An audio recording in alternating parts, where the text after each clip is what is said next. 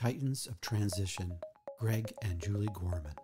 I think one of the key breakthroughs came in that season of time because the wrestling, the abrasion that was taking place caused that hard, real search of, okay, well, we stepped out of something. What is it exactly that we're supposed to step into? And I remember during that season as he was going through a lot of shifts in his heart and in his mind, for me, it was a little bit easier. I knew why I was leaving. I knew where I was going to. I had that definitive why. So in that sense, the transition was easier because very firmly I'm a person of faith. And I knew that I had been spent for a lot of things, selling insurance, selling, all kinds of stuff. And God began to deal with my heart, said, I want you've been spent for a lot of things. I want you to be spent for me.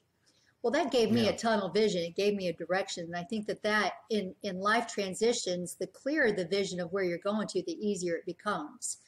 Greg stepped out with obedience, but really was stepping off into like this black abyss of not really knowing exactly where it was he was stepping, and had to have a trust in each one of those steps. And so I think the real key breakthrough for him was about that 5-year marker. We were having a real honest conversation about where he was. And he began to ask some questions that gave him then his new true why that allowed the transition to take place. So maybe you can tell about that. Sure. Yeah.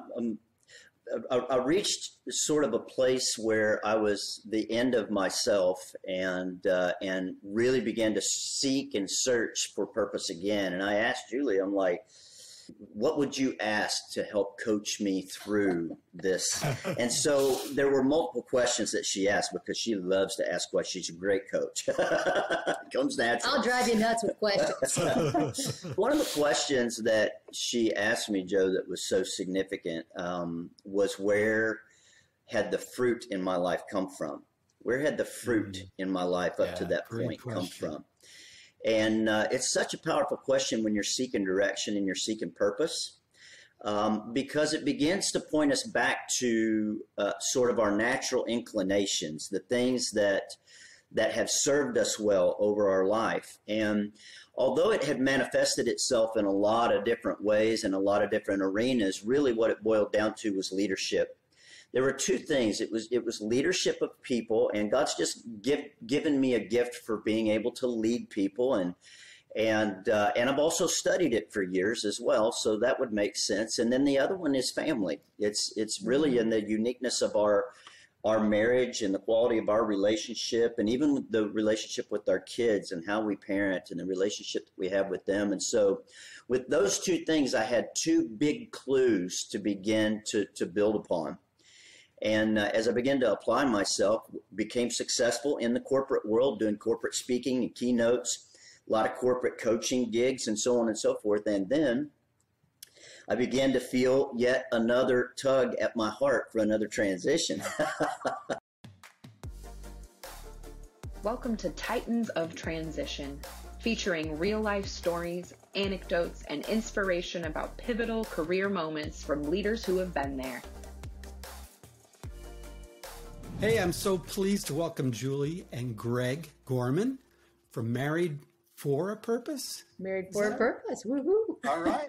Awesome. Listen, I'm so excited. We finally got together. We had a couple scheduling conflicts, but we hung in there with each other. But I'm really excited. And as you know, my theme of Titans of Transition really is around the whole idea of transitions, obviously, as the name implies. But I really want to really explore with notable leaders and others that are doing significant things, how they got to doing what they're doing today, how they knew it was the right thing to move into. I know you have an interesting story here. And just, what teachings or what learnings we can then let everyone else in on to hopefully make their transitions as they think about changes they might want to consider doing a little less painful, a little more productive and successful. So with that, why don't you take a couple minutes and just tell the audience here, people joining us, what you guys are up to now, just a brief synopsis. We'll dig into that a little bit more later, but just what you're doing, and then we'll talk about your transitions. All right, so I'll lead out here, Joe, and then Greg gets to tell all the dirt on us of what got us to where we're at. We are actually extremely passionate about restoring the family. We believe that when we get it right within the four walls, that's when we get that ripple effect across the country, across the culture. Because if we can't get it right underneath of our rooftop, it's hard for us to get it right in society. And so we're passionate about providing fundamental truths, principles that help to restore the family unit, where every family member, husbands, wives, kids, all know that they're loved, all know that they are accepted, and all know that they have value. And so we are passionate about being able to provide principles for parents, principles for husbands and wives that really lead forward into a purpose-focused type of living versus the problem-focused living that our mind tends to try to narrate to solving issues or solving problems. And so we help people move forward towards the future and the desires that they really want. That's it in a nutshell. You want to say anything about that, Greg? Is she got it right? I'll tell you, man, she did a really good job summarizing it, which she always does. So I shouldn't have expected anything less. Oh, look at that. See, we're getting along today, Joe. It's going to be a good day. Seeing how we minister to families, you know, it's good to have a good day here in ours. It's a good thing. Well, you know, as fellow members of the Maxwell team, I've actually dropped in on some of your seminars to check you out when you were in Colorado and I was living there, and seen you in action. So it's one thing to see you guys just on purpose now and just serving together, which is just wonderful. But I know there's a transition story about how you got there. So maybe you can go ahead and jump into that. Sure. Yeah. I think, you know, I'm going back to your intro and thinking about transitions, and there are a lot of different transitions that we could talk about, and probably all of them would be pertinent. There were some early transitions in our marriage where the first several years of our marriage, we were that couple. No, not that couple, that couple. That couple. You know? And the truth is we almost didn't make it. There were probably about 7 years in total that our marriage could have gone one way or another. And legally, the whole time we stayed married, but there were a lot of days where you wouldn't have known that we were legally married. You would have thought that we were opponents rather than partners. And so there's that transition, which is not the transition we're going to talk about today. All right, that's fine. That's enough. That's framing. Fair enough. So I'm thinking about how we left corporate America and being wildly successful in that environment to completely switching industries and beginning to do what we do now. And there's a couple of different transitions we'll talk about in that. But the first one is just when I began to leave what had been my corporate career, and Julie and I had both been working together in an office. We were wildly successful by anybody's standards, making over $1 million a year and just really highly sought out. Our corporate office was flying people in to, sometimes 4 and 5 at a time to shadow us for an entire week just to watch what we were doing. And it wasn't that it was anything special necessarily. We were just really leading by biblical principles in our business. And as we did that, then we were blessed. And but the transition came when I became very restless in my spirit, and I felt like there was something more and something more meaningful that I wanted to do. I didn't particularly like the ethical practices of the organization I was working with at the time.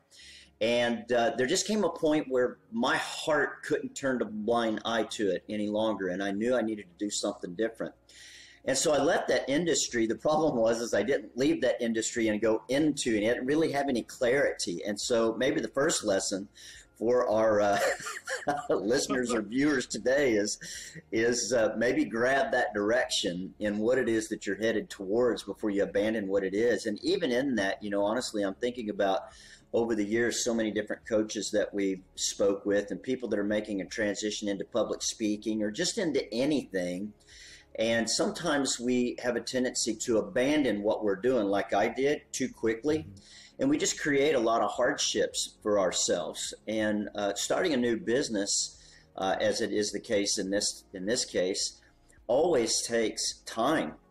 And usually the truth is it takes more time than what we bargain for or what we anticipate that it will. It's always going to be a little bit harder.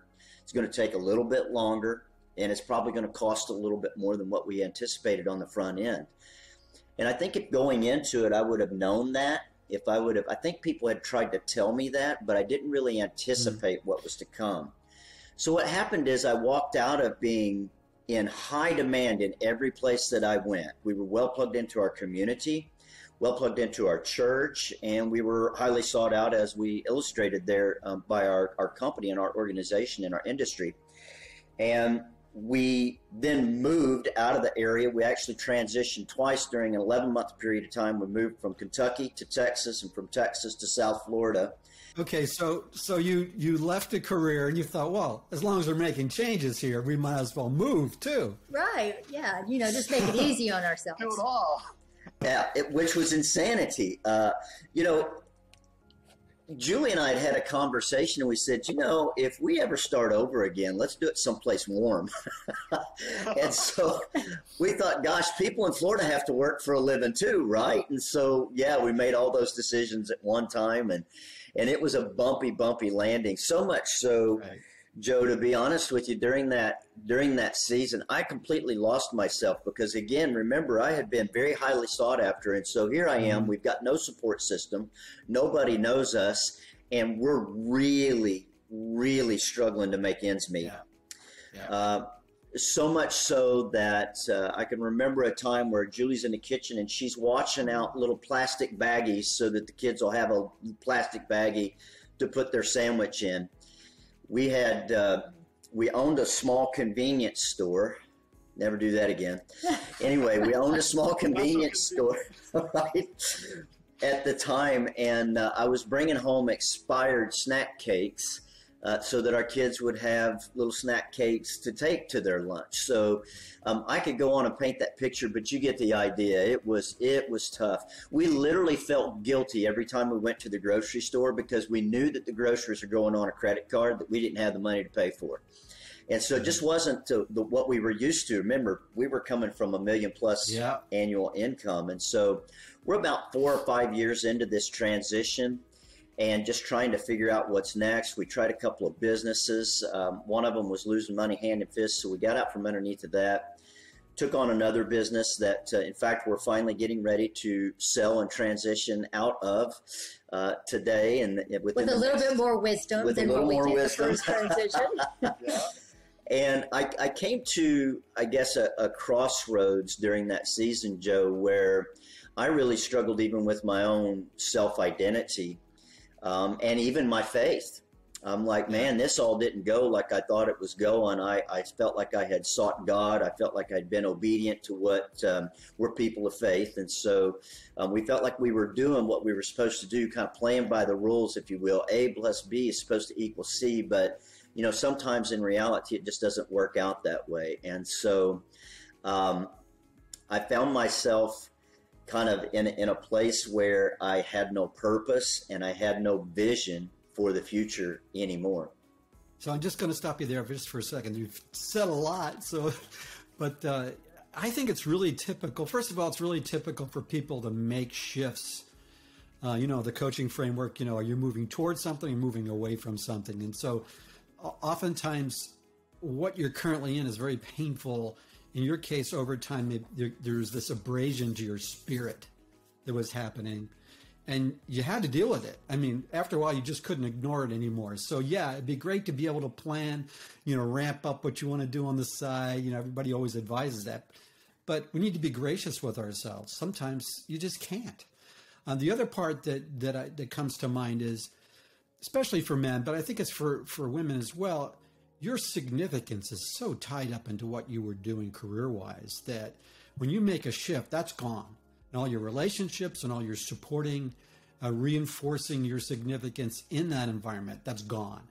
And so it can be I can totally resonate. I've made some of those shifts in my career too. So I think a lot of people will resonate with that. But that was 5 years in. It does take time to ramp up a business. So go ahead and continue. But I think those are real key things, Julie, you're thinking about. popping in there, are you? Yeah, so, well, I think one of the key breakthroughs came in that season of time because the wrestling, the abrasion that was taking place, caused that hard, real search of, okay, well, we stepped out of something. What is it exactly that we're supposed to step into? And I remember during that season, as he was going through a lot of shifts in his heart and in his mind, for me, it was a little bit easier. I knew why I was leaving. I knew where I was going to. I had that definitive why. So in that sense, the transition was easier because very firmly I'm a person of faith. And I knew that I had been spent for a lot of things, selling insurance, selling, all kinds of stuff. And God began to deal with my heart, said, I want you, you've been spent for a lot of things. I want you to be spent for me. Well, that gave me a tunnel vision. It gave me a direction. And I think that in life transitions, the clearer the vision of where you're going to, the easier it becomes. Greg stepped out with obedience, but really was stepping off into like this black abyss of not really knowing exactly where it was he was stepping, and had to have a trust in each one of those steps. And so I think the real key breakthrough for him was about that 5-year marker. We were having a real honest conversation about where he was. And he began to ask some questions that gave him then his new true why that allowed the transition to take place. So maybe you can tell about that. Sure. Yeah. I reached sort of a place where I was the end of myself and really began to seek and search for purpose again. And I asked Julie, I'm like, what would you ask to help coach me through this? And so there were multiple questions that she asked because she loves to ask questions. She's a great coach. Comes natural. I'll drive you nuts with questions. But one of the questions that she asked me, Joe, that was so significant was where had the fruit in my life come from? Where had the fruit in my life up to that point come from?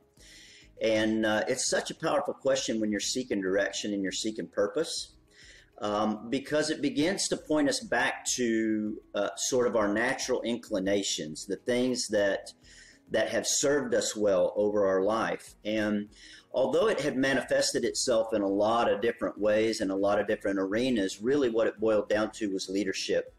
There were two things. It was leadership of people, and God's just given me a gift for being able to lead people, and I've also studied it for years as well, so that would make sense. And then the other one is family. It's really in the uniqueness of our marriage and the quality of our relationship, and even the relationship with our kids and how we parent and the relationship that we have with them. And so with those two things, I had two big clues to begin to build upon. And that's when, right around that time period, is when we became a part of the John Maxwell team. And it just seemed right. And I think that people had said to me that I should consider being a business consultant or a leadership consultant over the years. And I just disqualified myself so many times. It's like, well, I don't even know what that means, or, how I would get into that. And so when I went through the Maxwell training, it was awesome because it gave me permission. It gave me permission as much as anything. It gave me a community of people around me to support me who were like-minded. And I think that helped us tremendously during that season. But the other thing is it just gave me permission because it's like, okay, now I have had some training. Oh, okay, this is how you do it. And as I began to apply myself, became successful in the corporate world, doing corporate speaking and keynotes, a lot of corporate coaching gigs and so on and so forth. And then I began to feel yet another tug at my heart for another transition. Which brings us to the second one of our combined together then. Yeah, indeed. Yeah. Did you have any thoughts or questions surrounding that piece, Joe, before we carry on? Before we pivot to that, also a person of faith. So, I really lock into the parable of the talents and this whole idea that God has gifted us in a unique way, each of us individually. So without thought, and you have a plan that you might want to script for yourself for your life, it may not be serving the kingdom of God, it may not be God's purpose, but it might be your plan. But your gifts can still help you be successful, right? So your leadership ability, your ability to sell, your ability to persuade, whatever that may be, that's still that unique gifting that God has given you, but it's not necessarily applied to the mission, if you will, that he is calling you towards. So it sounds to me, and I could be reading this wrong, Greg, but it sounds to me that you reached a lot of success, but then at this point where you kind of went through this deep search with your coach here, you tapped into, how do I take this gift that God has given me, that I have been successful with over the years, but now apply it.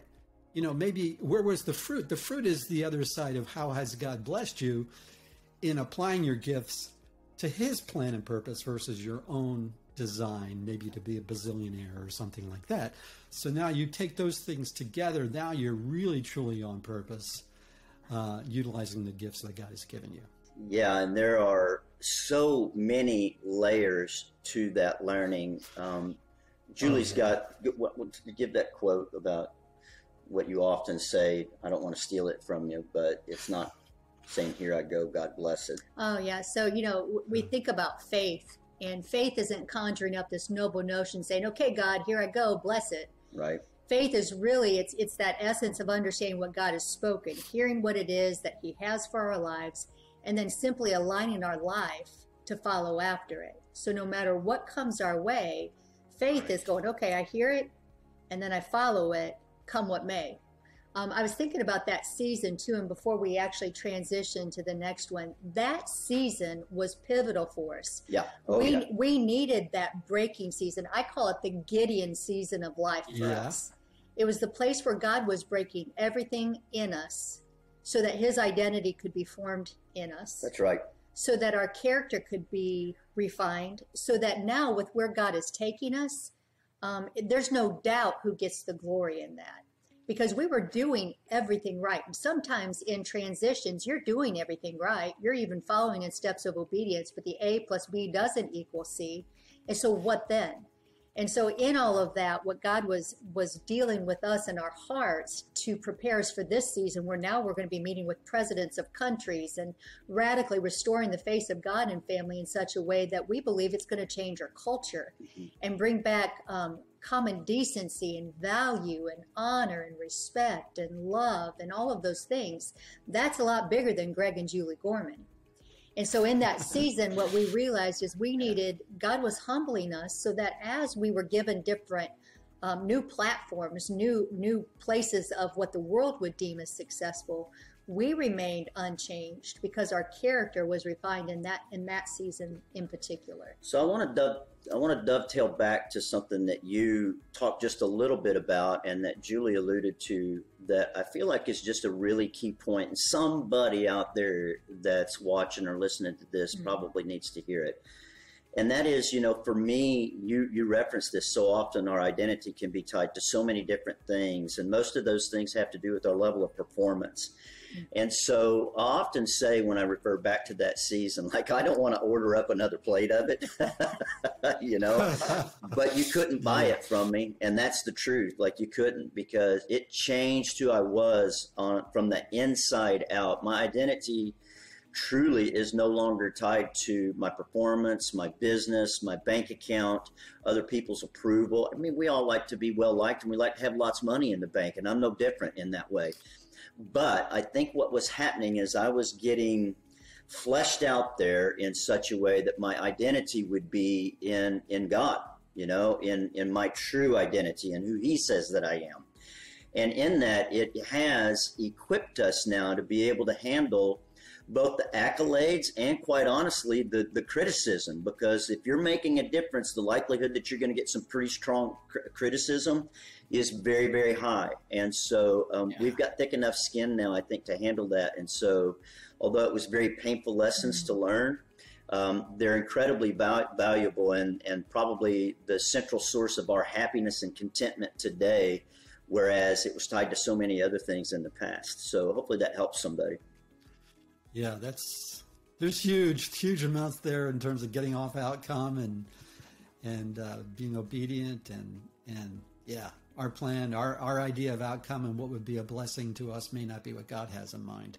So there's lots there, but why don't we go ahead and keep going forward? Sure. The next transition. So the second transition, and these all kind of dovetail off of one another, which is why we chose this path. But the second transition was when I owned a couple of businesses and we owned a couple of businesses and were speaking in corporate America. Julie was doing a lot of the ministry work as well, and was speaking all over the place, and had a very renowned team of women that she was speaking alongside. And then I kind of felt this heart tug, like, we need to be working together again. And this was for about 6 months. So I tried to drag her into what I was doing, and she just wasn't having it. I'm like, no, I know where I'm going. And it doesn't involve that. Yeah. And so we fumbled around with that and frustrated each other more than anything else I think for a little while. And then again, I went back to those original questions. It's like leadership and family, our marriage.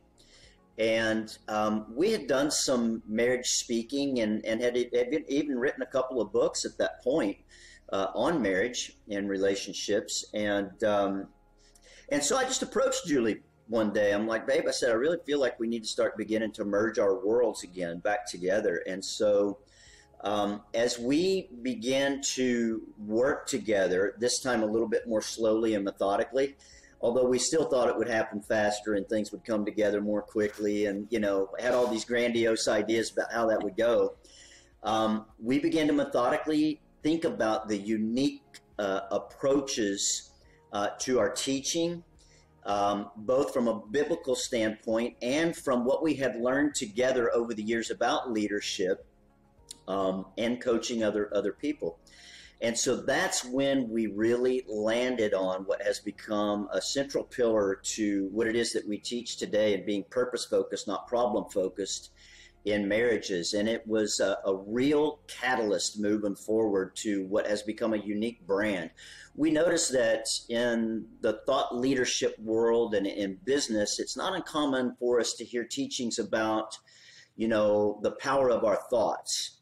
But many times, because of who and how those things were popularized in the secular world, a lot of times the body of Christ tends to toss those things out, thinking that it's too much about self-empowerment and, you know, all about me and you know, and things of that nature. And fair enough, it can be perverted to become that. But the Bible is full of lots of different examples about how it is that we're to think. And what we realized is that if all thought leaders throughout time, whether they're Baptist or Buddhist, agree on one central purpose, on one central thing, and that is that we do in fact become what we think about, then it's really important that we think about what we're thinking about. I mean, like, really begin to take stock, particularly as a married couple, because what happens is we put our best foot forward, and I'll pass it to you here in just a sec, okay? We put our best foot forward during courtship, when we're trying to catch our mate, you know, when we're dating them. And then a lot of times, for a lot of couples, what happens is we get married, and then we get comfortable, and as we get comfortable, we become complacent, and then we start trying to fix our mate and change them to be like we want them to be. And we focus on solving problems even as a couple. And then if we get enough courage after we begin to start having some problems to go and see someone to get help, all too often the person on the other side of the table wants to do that as well. They want to talk about the issues. Let's focus on these issues, and let's begin to get some resolve on these problems. And what we realized is that the problems are actually a springboard. That if we can recognize that there is a problem, it's not that we ignore that there's a problem, it's that we ask a different question. Instead of how do we fix the problem, how do we fix one another, how do we change one another, it is, what is our desired outcome? Right. Mm-hmm. And when we change that from trying to fix problems and issues all the time to solving problems and solving issues all the time, when we just ask the question, what is it that we want? What is the desired outcome?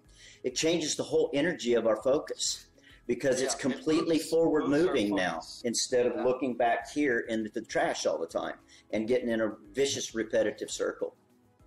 Yeah, absolutely. If we focus on problems, we focus on the bad, we will uncover more and more, we will amplify.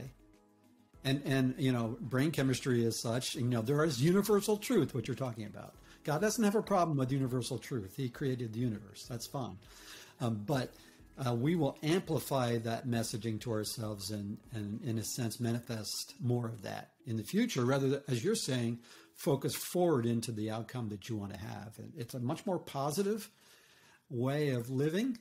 And it's just, we are in a culture, we are in a situation where we have so much of the other that it's such a great reminder. Yeah, go ahead, Julia. No, and that, I think that's what happened, Joe, is, he was really pulling for us to pull together. And so as we panned back and we started looking, what made our relationship? How did we go from fighting every single day, where we loved one another passionately, but we fought just as passionately, to where we were, right? Fast forward quite a few years, to the place where we were truly best friends and we were pulling in the same direction. And it really did land on that central truth that we had a common vision. We had a common purpose. There were certainly things that we disagreed with, but in those places of disagreement, what we had learned to do, not from a teaching place, but just from that school of hard knocks, we began to dissect what was it that actually worked and helped us. And what we realized is that as we were pulling together, for example, in parenting, Greg is a person of excellence. He'll drive our kids up to the mountaintop. He'll pull them up, kicking and screaming, right? And they're going to land on the mountaintop. They might be dead, but they're going to be there, right? He's going to bring them up. And then I'm the opposite. I'm like, oh, baby, you're created on purpose, for purpose. You can do anything you put, I'm this epitome of an encourager. And so when I would look at him, I'm like, you're exasperating our kids. And he'd look at a woman, get them up, your skirt tail, because the world's going to chew them up and spit them out if all you do is encourage them. So who was right in that? Yeah. And what we realized is, wait a minute, what is it that we really desire? Because we were button heads. And so what we desired are kids who are well-adjusted, who are prepared for the world, who know who they are, who understand why they do what they do, not just because we told them so, and so we wanted and who know they're unconditionally loved and celebrated as well. And so as we pulled together with that, we quit fighting against one another and fighting with one another for that desired outcome. And so when we talk with couples, we were using these principles of, they would say, we have nothing in common anymore. And we're like, really? Well, do you both want peace? And inadvertently, you'd see the head start nodding. Do you both want to feel loved and respected? Well, and you probably don't mean to make her feel unloved or unrespected, right? You want her to feel loved and respected, and they're doing one of these, and the same thing to the wife, to the husband, and all of a sudden it's like, and you guys probably really want to leave a strong legacy. And we went down this proverbial place where we knew that they both agreed on, but they had allowed the specifics to separate them. And so all of a sudden they're like, oh, wait a minute, maybe we have something worth fighting for. Maybe we're not as far apart as we thought we were. And so those were some of the things that as we were talking and as we were dreaming and believing and painting our future of where we wanted to be 5 years, we realized it was together, and it was helping other couples, and it was helping businesses, and it was helping kids with their parents and their parents with their kids, because the fruit, the evidence of our life, the secret sauce isn't just Julie Gorman in ministry and Greg Gorman in business. It's really about the operation of blending all of those talents and gifts together to restore family. And so as we move forward towards that, we found a lot of life there.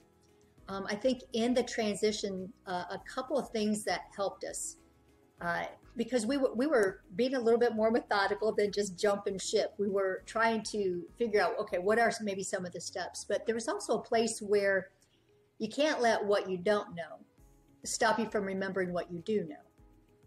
And we used that as a central part of the transitions, even in this COVID season. There were a lot of unknowns that took place in our business as speakers, right? Our primary place was speaking in churches. And so it came to this place of we knew why we existed. And so we got really level with ourselves and talked to our fear and just said, okay, there's a lot of things we don't know. But what we do know is we're called to marriage and family. We know what we're called to do. So let's rethink this. And what does that actually look like to be able to make those deposits? So don't let what you don't know stop you from remembering what you do know. And don't let what you can't do stop you from remembering what you can do. And so the first part of it was really, okay, well, we know for us as people of faith what God has called us to. It was unmistakable. There was no movement. So we reminded ourselves of all the times in the past during those Gideon seasons, even washing out bags, we still made it through. And we built our faith that we were together and we were united. And come what may, we always had one another. So we let a lot of the things, and it pushed out the fear, the things that we didn't know. We didn't know how. It's a forward-moving thought, too. It's really easy in life in general to get in a habit of thought, well, I don't know this, and I don't know that, and I'm not sure about that, and there's so much uncertainty. And I think it's just a very empowering thought that Julie shared with me, don't let what you don't know keep you from remembering what you do know. Because again, that allows you to focus on something that is solid, that will move you forward. So well, and then the second part came from Greg, where he built on that thought of don't let what you can't do stop you from what you can do. And sometimes I think in transitions, right? We're talking about transitions. Sometimes the only thing you can do is the next step. And it's just to do that next right choice, that next right decision. And we realized that we needed to build our reach through relationship, through personalization, through spreading a message of hope. This world, more so than ever, needs to know the hope that still exists, and that if we combine together and build in commonality of what we truly desire and want, there's life there. And so we've never felt more empowered. We've never had more doors opening up. We literally have opportunities to sit before presidents of other countries now at this point.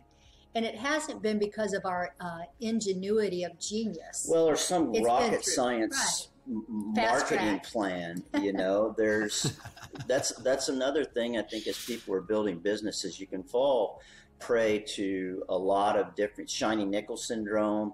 Like you just need one more tool in your box. And if you just get that tool, that'll be what does it, right?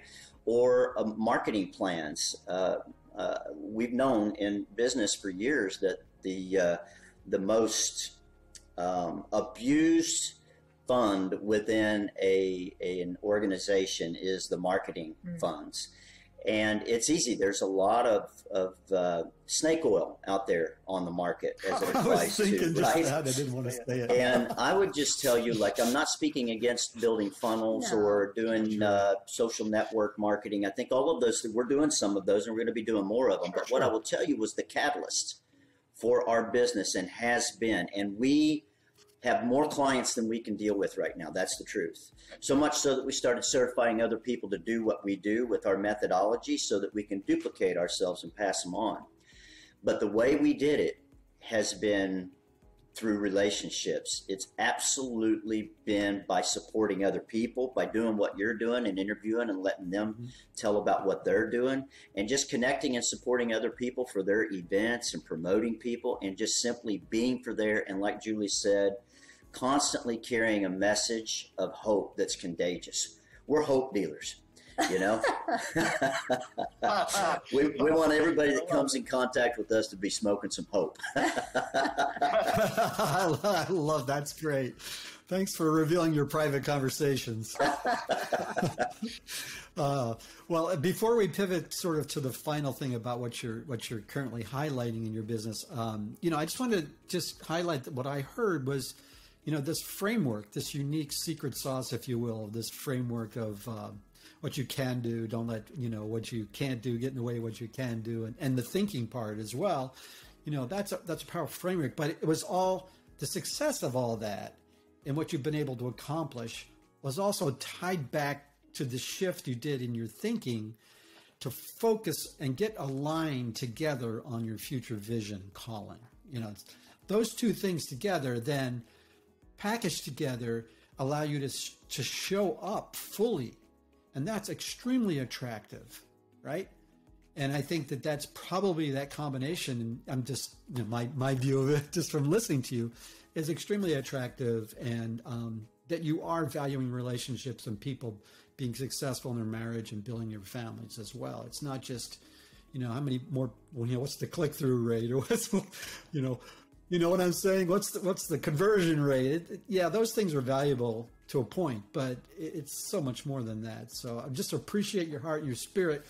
The one thing I saw that recently, looking your site, is this whole membership thing you have launched. I don't know if that's what you wanted to highlight, but to me, it represents a great pivot in a way through COVID, but also a great way, a great new paradigm to bring your message out there. I'll lead out on that and then pass it to Julie to elaborate. Just very quickly, over the course of a couple of decades of doing this, we've just created a suite of products. So we've got several books, we've got several different video series. They're all designed for people to be able to do them in the privacy of their own home.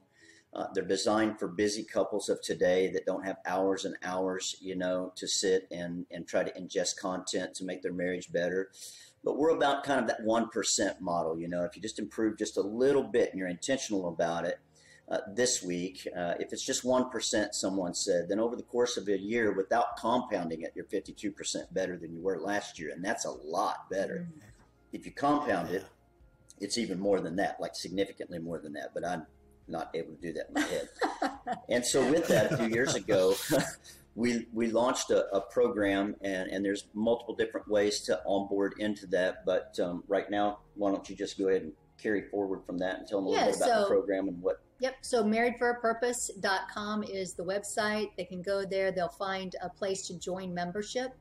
The idea is they get to talk to Greg and I about any subject, physical, intellectual, emotional, spiritual, and business, or all the above. Or all the above. We usually do a short teaching that leads people forward towards their desired outcome and in their life and in those domains of their marriage, their family, their business and career, right?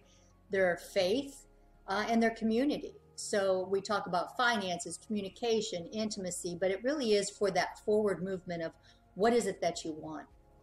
And that is the most important question that we help couples and families, parents with their kids really land on with that desired outcome. What does that look like? And you get in that place of vision and then be able to work back and you find your steps to be able to live that vision. And so we do that throughout the course of a year. With short video teachings and interactive phone calls, and we do all of that for $39 a month. That's awesome. That's pretty good value, if you ask me. Value has been from the people who have been involved. Their takeaway, kind of the benefit, if you will, is that it's very bite-sized, so it makes it doable, and it's encouraging. And so people often comment that they feel hope again when they were in what felt like a hopeless situation. And it's doable. And then, again, you get the benefit of a community around you, too, of other imperfect people who are trying to get it right. And that includes us. So, and what's fun about it, too, Joe, is it's filled with a lot of business, what we call couplepreneurs. It's people who are doing business and life together and all the craziness that comes along with that, some insights how to work well together and work forward. So it really is a relationship-centric type group. Yeah. And then the final part of that I'm really excited about is our Married for a Purpose certification. And so we know that you speak to audiences that are movers and shakers. They're kingdom builders. They're the ones they're out there. They're the entrepreneurs, and they are in a lot of life transitions. And so we actually, if you're passionate about marriage and family and making a difference in this culture, we have a certification that can equip you to do that and to lead other couples into that place where they have a clear vision and are moving in the same direction. Indeed. Oh, man, that is awesome. And just speaking to you guys out there, do check out the website. I'll put in the show notes the links associated there. And guys, it's been such a pleasure to talk to you. It seems like our time is too short. I know you have more work to do here coming up in the next few minutes, so I got to let you go. But thank you so much for being on Titans of Transition. Maybe we can have you back after a while to check in again and see what other things you can, other nuggets you can drop on us. That sounds awesome. Thanks, Joe, for having us. What a great honor, Joe. Thank you so much. Thank you. Love you too. Take care. Hey, thanks for joining me today on Titans of Transition. I hope you enjoyed the episode. Please check the show notes for additional information. Also, please like and subscribe to this channel.